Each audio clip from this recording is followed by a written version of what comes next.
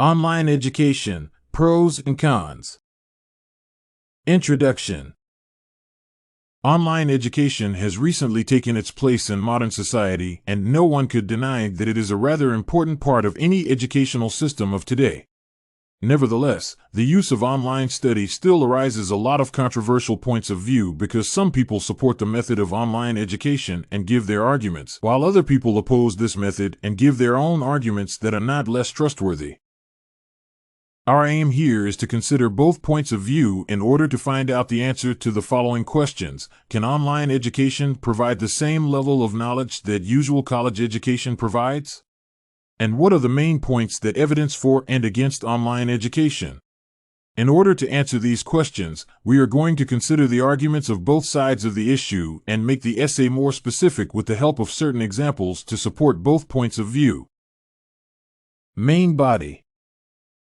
The supporters of online education, which is also widely known as distance learning, support their point of view by saying that online education allows a larger number of people to get a higher education degree.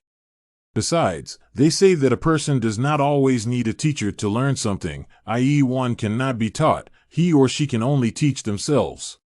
Concerning the first argument of the supporters of online education, it is quite trustful. For example, this method of studying allows people who are employed or have families to study in higher educational establishments. They do not need to be physically present at all classes and study full-time. With the help of online education, they can plan their study themselves, taking into consideration their working schedule, family needs, and amount of spare time. As for the second argument of this side, it is also good because people study themselves depending only on their wishes, and no teacher can make them study.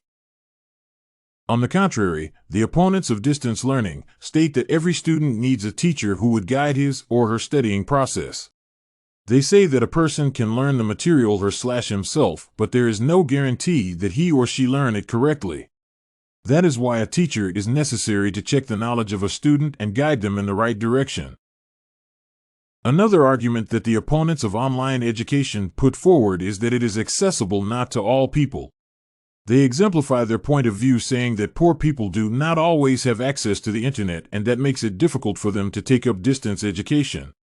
What is more important is that people with physical or mental disabilities also not always can take up the online course because of the complexity of its application. For example, a person with certain local losses of memory cannot use very sophisticated systems of application, the online study programs, and due to this, the distance learning becomes inaccessible for him or her. Conclusion. To express my personal opinion concerning the issue of online education, I should say that I support this method of education. I believe that it presents a wide range of options for people who do not have time for their usual studies due to work or families that they must feed. Besides, online education allows people from abroad to study in any educational establishment they wish without the expense of moving to that country and living costs there.